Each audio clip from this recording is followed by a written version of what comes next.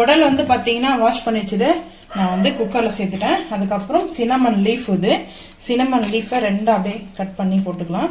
அதுக்கப்புறம் ரம்பா வந்து பார்த்தீங்கன்னா ஸோ இது வந்து இதையும் வந்து சின்ன சின்னதாக கட் பண்ணி அப்படியே சேர்த்துக்கலாம். இவ்வளோ சைஸ் கொஞ்சம் போட்டோம்னா தான் நம்மளுக்கு அந்த சாப்பிடும்போது எடுத்து கூட வெளியே ரிமூவ் பண்ணுறதுக்கு. ஸோ அதுக்கப்புறம் வந்து பார்த்தீங்கன்னா இஞ்சி பூண்டு பேஸ்ட்டு, இது வந்து பிரியாணி செய்ய போகிறேன். அதுக்கு முன்னாடி இப்போ பூண்டு பேஸ்ட் இப்போவே நான் வந்து போட்டு வேக வைக்குவேன். ஏன்னா அந்த குடலில் வந்து அப்போ தான் வந்தது நல்லா அந்த மசாலா வந்து பார்த்தீங்கன்னா சூப்பராக இதுவாகும். ஸோ அதுக்கப்புறம் வந்து பார்த்தீங்கன்னா மிளகாய்த்தூள் வந்து 1 ஸ்பூனுக்கு வந்து சேர்த்துக்கிறேன். பிரியாணி மசாலா ஒரு 2 ஸ்பூன், சின்ன ஸ்பூன்னால 2 ஸ்பூன் வச்சுருக்கேன்.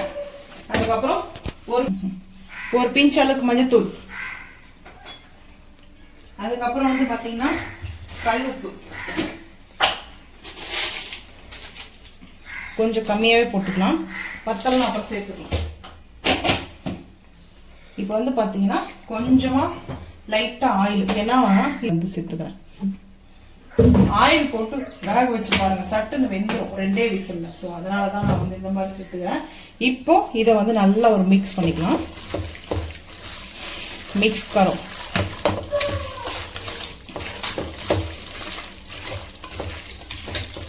இப்போ இது எல்லாமே எப்பவுமே சரி நம்ம வந்து கரண்டியில வந்து மிக்ஸ் பண்ணும்போது இந்த அளவுக்கு வந்து மிக்ஸ் ஆகாது. நம்ம இப்போ இந்த மாதிரி மிக்ஸ் பண்ணும்போது மட்டும்தான் நல்லா அந்த இடத்துலலாம் உப்பு காரெல்லாம் போகும். ஸோ அதனால் வந்து மிக்ஸ் பண்ணிவிட்டு அதுக்கப்புறம் வந்து இப்போ நான் இது கொய்யாப்பூ கொளுத்தி வைக்க போகிறேன். அதாவது ஒரு 3 விசில் வந்து நல்லா வந்து வேக வச்சு எடுத்துக்க போகிறேன். அரிசி வந்து பார்த்தீங்கன்னா ஒரு ஜக் அரிசி எடுத்துருக்கேன். ஸோ இப்போ தண்ணி ஊற்றி இதை ஊற வச்சுக்கலாம். இது வந்து வாஷ் பண்ணிவிட்டு ஊற வச்சிட்டோம்னா கரெக்டாக இருக்கும். வந்து பார்த்தீங்கன்னா இது நல்லா வந்துட்டு பார்த்தீங்கன்னா ப்ரெஷ் பண்ணிவிட்டு நல்லா ப்ரெஷ் பண்ணி இதை வாஷ் பண்ணிக்கலாம். வாஷ் பண்ணிவிட்டு ஊற வச்சிட்டோம்னா நம்மளுக்கு கரெக்டாக இருக்கும். வந்து பார்த்தீங்கன்னா ப்ரெஷ் பண்ணி நல்லா இதை அழுக்கெல்லாம் போகிற அளவுக்கு வந்து பார்த்தீங்கன்னா வாஷ் பண்ணி எடுத்துக்கலாம். என்னம்மா செய்கிறேன்? குடல் பிரியாணி. குடல் பிரியாணியா? எல்லாரும் சண்டே காலையில் மத்தியானம் தான் செய்வாங்க, நீ நைட் செய்யறியா? தூங்கி ஏஞ்சிட்டு இப்போ டைம் ஆச்சு, கொஞ்ச நேரம் ரெஸ்ட் எடுத்துட்டு வந்தேன். டைம் ஆச்சுன்னா நீங்க வந்து 3 மணிக்கு வாங்கிட்டு வந்து கொடுத்தீங்க. சரி ஊருக்கு கிளம்பணும்னு சொன்னதுனால எடுத்துட்டு போறதுக்காக வந்து பாத்தீங்கன்னா இந்த டைம்ல தான் செய்ய முடியும். அப்போ காலையிலே வேணுந்தீங்கன்னா காலையிலே மத்தியம் கிளம்பி இருக்கலாம்ல. உங்களுக்கு 5 மணி ஆகுது. 5 மணியா? இப்போ வந்து பாத்தீங்கன்னா குடல் பிரியாணி வந்து நான் வந்து மசாலாலாம் போட்டு கொய்யாப்பூ தேய்ச்சிருக்கேன். இப்போ வந்து பார்த்தீங்கன்னா நாஸ்டிக் ஃபேன் வச்சுருக்கேன். கடாய் வந்து ஹீட் ஆகிடுச்சு. ஸோ ஆயில் வந்து வச்சுருக்கேன், ஆயில் ஊற்றியாச்சு. ஓன் கரம் மசாலா, ஜாதி பத்திரி, கல்பாசி, மராட்டி மொக்கு, அதுக்கப்புறம் வந்து பார்த்தீங்கன்னா ஏலக்காய், கசகசா, சினமன், லவங்கம் எல்லாம் சேர்த்தாச்சு. அதுக்கப்புறம் நீட்டு வடிவத்தில் கட் பண்ணி வச்சிருக்கிற வெங்காயம் வந்து பார்த்தீங்கன்னா பிரியாணிக்கு இந்த மாதிரி தான் வந்து கட் பண்ணணும். ஸோ அதை வந்து நல்லா ரோஸ்ட் பண்ணிக்கலாம். இஞ்சி பூண்டு பேஸ்டெல்லாம் குடலில் வந்து போட்டாச்சு. ஆட்டு குடல்லே எல்லாம் மசாலாலாம் போட்டுக்கிறோம். அதனால் நான் அது குக்கரில் அப்படியே இருக்குது. சரி, அதனால் நம்ம இப்படியே வந்து பார்த்திங்கன்னா நாஸ்டிக் பேனில் இது பண்ணிவிட்டு மீன் கறி வேறு வைக்கணும். ஸோ அதனால தான் நான் இந்த மாதிரி செஞ்சுக்கிறேன். இதில் வந்து பார்த்தீங்கன்னா லைட்டாக வந்து மட்டும்தான் கல் உப்பு சேர்த்துக்கணும். அதிகமான நான் ஆல்ரெடி அதிலே வந்து இருக்குது. ஸோ அதனால் கொஞ்சமாக லைட்டாக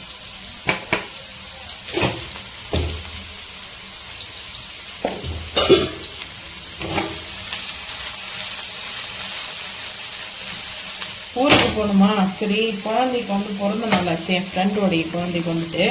அப்போ போக முடியல, ட்ரெஸ் எல்லாம் எடுத்து கொடுத்தேன். இன்னைக்கு கிளாஸ் வந்ததுனால எனக்கு போக முடியல. ஸோ அதனால் குழந்தைக்கு வந்து என்னென்ன வேணும்னு சொல்லிட்டு கேட்டால் ஒரு லிஸ்ட்டு கொடுத்துச்சு. சரி, எனக்கு குடல் பிரியாணி வேணும், அதுக்கப்புறம் மீன் குழம்பு வேணும், மீன் வறுவல் வேணும், காடை அவங்க அம்மா அவங்க மம்மி சொல்லி கொடுத்துருக்காங்க. ஸோ அதனால அப்படியே சொல்கிறா, அவள் ரொம்ப க்யூட்டாக வந்து அந்த மாதிரி சொன்னது குழந்தை. அந்த சரி அவளுக்காகவே நம்ம வந்து செஞ்சு எடுத்துகிட்டு போவோம் அப்படின்னு சொல்லிட்டு தான். குழந்தைக்கு வேணுமா இல்லை அவங்க அம்மாவுக்கு வேணுமா தெரியல. சரி இருந்தாலையும் செஞ்சு எடுத்துகிட்டு போகலாம். என்ன இதுவரை கேட்டதில்லை, என்னம்மா வேணும் சண்டே ஸ்பெஷல் வீக்கன்னு கேட்டால் இன்னும் செய்யலன்னு சொன்னால். ஸோ அதனால் என்ன வேணும்னா அவளுக்கு பிரியாணி ரொம்ப பிடிக்கும் அந்த குழந்தைக்கு. ஸோ அதனால் அவளுக்காக பிரியாணி வந்து குழந்தை கூட பிரியாணி பிடிக்குதா? இப்போல்லாம் குழந்தைங்கலாம் பிரியாணி தான் சாப்பிட்டுதுங்க அதிகமாக. Fried rice, chicken 65, chicken rice, biryani இதுதான் இப்போல்லாம் ஃபேமஸ்ஸு. சில்ட்ரன்ஸ்க்குலாம் அதுதான் ரொம்ப பிடிக்குது, விரும்பி சாப்பிட்றாங்க. அந்த காலத்துலலாம் களியும் கூழும் சாப்பிடுவாங்க, அதுதான் குழந்தைங்களுக்கும் கொடுப்பாங்க. இந்த காலத்துலலாம் பிரியாணியா? இந்த வீடியோ பார்த்து அவ கேட்க போறா, எதுக்கு இப்படி சொல்றீங்க இங்க 2 பேரும் சேர்ந்து அப்படின்னு கேட்க போறா. லெக் பீஸும் 65 ஃப்ரைட் ரைஸ் தான் கேட்குது. சிக்கன் 65, அதுக்கப்புறம் சிக்கன் ரைஸு, பாஸ்தா, நூடுல்ஸு, இந்த மாதிரி தான் வந்து பிரியாணிக்கு எப்பவுமே வந்து பார்த்தீங்கன்னா இந்த மாதிரி கோல்டன் ப்ரௌனில் வரணும். ஸோ வந்து பார்த்தீங்கன்னா லைட்டாக அந்த ஈரத்தன்மை வெங்காயமும் இருக்கணும், இந்த மாதிரி இருக்கணும். இது வந்து பார்த்தீங்கன்னா மராட்டி மூக்கு, வெங்காயம் தீஞ்செல்லாம் போல நல்லா கருகி போகாத அளவுக்கு கோல்டன் ப்ரௌன் கலரில். ஒரே ஒரு பச்சை மிளகாய் கட் பண்ணி வச்சுருக்கேன், 4 கீத்து போட்டு வச்சுருக்கேன். ஸோ இப்போ வந்து பார்த்தீங்கன்னா தக்காளி ஒரு 3 தக்காளி மூடி போட்டுடலாம்.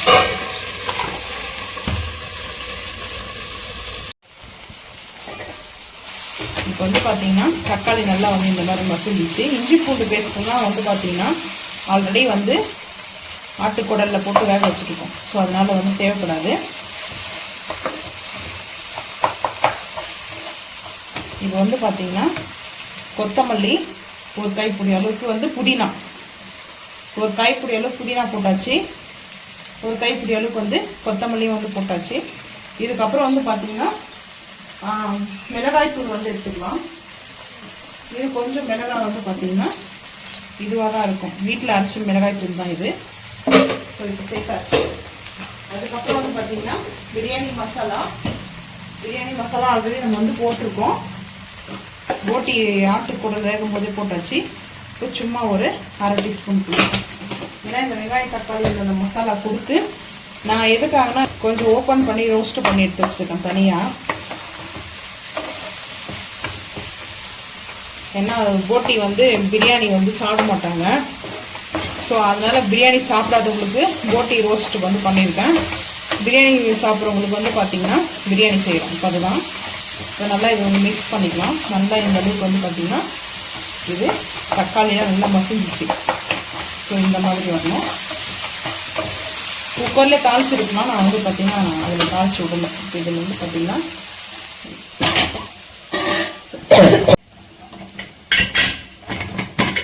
இப்போ வந்து பார்த்திங்கன்னா போட்டி இருக்குது. ஸோ இது வந்து அந்த கொழுப்புலாம் இருக்கு இல்லையா, ஸோ அதனால தான் அந்த மாதிரி ஒரு இது இருக்கும். இந்த மசாலா நம்ம செஞ்சுருக்கோம் இல்லையா, அதை வந்து அப்படியே இருக்கிறது ட்ரான்ஸ்ஃபர் பண்ணிடலாம். பாருங்கள் எவ்வளோ சூப்பராக அப்படியே ஒட்டாமல் வந்துச்சு. ஸோ இது வந்து நல்லா ஒரு மிக்ஸ் பண்ணிக்கலாம். மிக்ஸ் பண்ணிவிட்டு தண்ணி வந்து பார்த்திங்கன்னா ஒரு சின்ன இந்த நம்ம அரிசி எடுத்தோம் இல்லையா அந்த வாளியில் ஒரு வாளிக்கு வந்து தண்ணி இருக்குது. இன்னொன்று பார்த்தீங்கன்னா நம்ம 1/2 வந்து சேர்த்துக்கலாம். நான் இன்றைக்கி மெஷர்மெண்ட்டெல்லாம் வந்து பார்த்து வைக்க போதில்ல, அப்படியே வந்து வைக்க போகிறேன். இப்போ வந்து பார்த்திங்கன்னா அரிசி ஊற வச்சுருந்தேன் இல்லையா, ஸோ அதை வந்து சேர்த்துக்கலாம். இப்போ வந்து தண்ணி நான் அப்படியே சேர்த்துக்கிறேன். கரெக்டாக ஒரு மெஷர்மெண்ட் வந்து தெரியும். இது வந்து நான் உங்களுக்கு சொல்லிடுறேன். 1 டம்ளர் அரிசிக்கு 1 டம்ளர் வந்து நான் தண்ணி எடுத்துக்கலாம். இப்போது இது கரெக்டாக தான் இருக்கும். ரைஸ் வந்து பார்த்திங்கன்னா பர்ஃபெக்டாக குக் ஆகிட்டு வரும். ஸோ அதனால் எந்த இதுவும் கிடையாது. இந்த மாதிரி சென்டரில் எப்படி தான் வந்து நம்ம பண்ணி விடணும். இப்போ ஃபைனலாக வந்து நம்ம எப்பவுமே நெய் வந்து சேர்ப்போம். ஸோ வந்து கீ சேர்த்துக்கலாம். நெய் சேர்க்கறதுனால என்ன பெனிஃபிட் வந்து பார்த்திங்கன்னா அடி பிடிக்காது. அதுக்கப்புறம் ரைஸ் நல்லா வந்து அந்த பலன்னு இருக்கும். அது இல்லாமல் வந்து பார்த்திங்கன்னா அந்த ஃப்ளவர் இருக்கும், நெய்யோடைய ஃப்ளவர் இருக்கும். வந்து பார்த்திங்கன்னா நெய் வந்து நான் ஒரு 1/2 குழி கரண்டி அளவுக்கு சேர்த்துக்கிறேன். ஒரு 1/2 ஸ்பூனுக்கு வந்து சேர்த்துக்கிறேன். நெய் இல்லைன்னா நீங்கள் ஆயிலே கொஞ்சம் கூட வந்து வச்சுடுங்க. ஏன்னா வந்து பார்த்தீங்கன்னா நான் ஆல்ரெடி இந்த மசாலா வந்து நம்ம வந்து பண்ணிட்டதுனால நான் இப்படி வந்து இந்த மெத்தடில் வந்து தாளித்து விட்டேன். ஸோ இந்த மாதிரி இந்த அரிசி வந்து பார்த்தீங்கன்னா பாஸ்மதி ரைஸ் இல்லை, ஆனால் இது வந்து பிரியாணிக்குன்னே இந்த ரைஸ் வந்து இந்த ஹோட்டல்லாம் பிரியாணியில் செய்கிறாங்க பாருங்கள், அந்த ரைஸ் அதுக்கப்புறம் வந்து சிக்கன் ரைஸ்லாம் பண்ணுவாங்கள்ல அந்த ரைஸ். இது ஒரு கிலோ வந்து பார்த்தீங்கன்னா 80 ரூபா சொன்னாங்க. இது நல்லா இருக்குது ரைஸ். நான் வந்து நார்மலாக வந்து குக்கிங்காகவே நான் வந்து வாங்கிட்டு வந்தேன். ரொம்ப சூப்பராக இருக்குது. இன்றைக்கி தான் பிரியாணி வந்து இதில் ட்ரை பண்ணுறேன். ஸோ இப்போ வந்து பார்த்தீங்கன்னா காரம் உப்பு எல்லாமே கரெக்டாக இருக்குது. நான் இந்த தண்ணி கரெக்டாக சரியாக போயிடும். இப்போ வந்து பார்த்தீங்கன்னா ஒரு 2 விசில் வந்து ஒரு விசில் ஃபுல்லாக வரட்டும். 2வது விசில் வந்து வரும்போது வந்து அடுப்பு வந்து ஆஃப் பண்ணிவிட்டு ஒரு 5 நிமிஷம் 10 நிமிஷம்னா ப்ரெஷர் நம்ம ரிலீஸ் பண்ணிவிட்டு அதுக்கப்புறம் ஓப்பன் பண்ணி பிரியாணி பார்த்துக்கலாம். டைம் இப்போ 6 o'clock ஆகும்போது ஈவினிங்கு. எல்லாருமே மார்னிங்கில் தான் பிரியாணி செய்வாங்க. ஆனால் நான் இன்றைக்கி ஈவினிங்கில் செய்கிறேன். ஏன்னா ஊருக்கு எடுத்துகிட்டு போகிறதுனால இப்போ தான் நாங்கள் எல்லாம் வாங்கிட்டு வந்து செஞ்சுருக்கோம். ஓப்பன் பண்ணி பார்க்கலாம். நல்லா ஒரு 2 விசில் வரட்டும். ப்ரெஷர் ரிலீஸ் ஆகிவிட்டது. இப்போ ஓப்பன் பண்ணலாம்.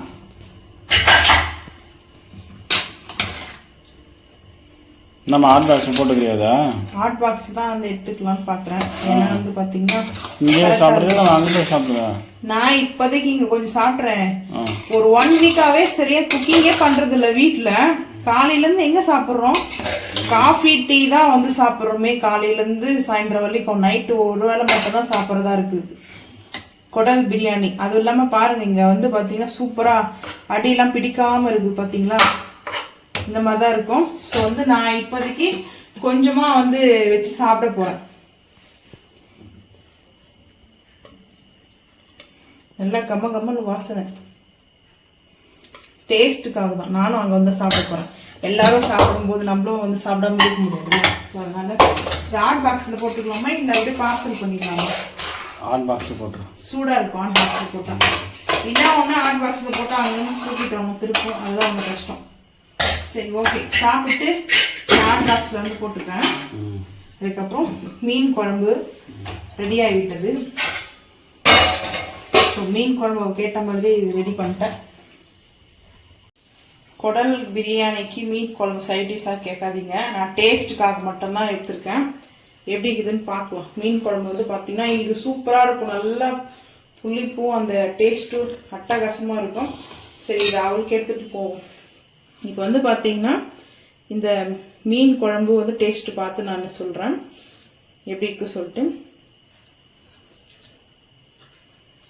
சூப்பராக இருக்குது, நல்லா இருக்குது டேஸ்ட்டு. கொஞ்சம் நல்லா புளிப்பாகவும் இருக்குது. புளிப்பாக சாப்பிடணும்னு நினச்சா இந்த மாதிரி சாப்பிடுங்க. அதுக்கப்புறம் கொஞ்சமாக வந்து பார்த்தீங்கன்னா குடல் பிரியாணி இதையும் டேஸ்ட்டு பார்த்துருவோம். சூடாக இருக்கும், டேஸ்ட்டு சூப்பராக இருக்குது. நாங்கள் வந்து இப்போ கிளம்ப போகிறோம். ஸோ அதனால் வந்து பார்த்தீங்கன்னா காடை ஃபிஷ்ஷு இதெல்லாம் வந்து எல்லாம் ரெடி பண்ணி வச்சுருக்கேன். எல்லாமே பாக்ஸில் எடுத்துகிட்டு போயிடுவோம். இந்த வீடியோ பிடிச்சா லைக் பண்ணுங்கள், ஷேர் பண்ணுங்கள், சப்ஸ்கிரைப் பண்ணுங்கள், பெல் ஐக்கான் வந்து கிளிக் பண்ணுங்கள், மறக்காம சேனல் வந்து ஃபாலோ பண்ணுங்கள். அப்போ தான் நம்ம போகிற வீடியோ நோட்டிஃபிகேஷனாக வரும். தேங்க்யூ.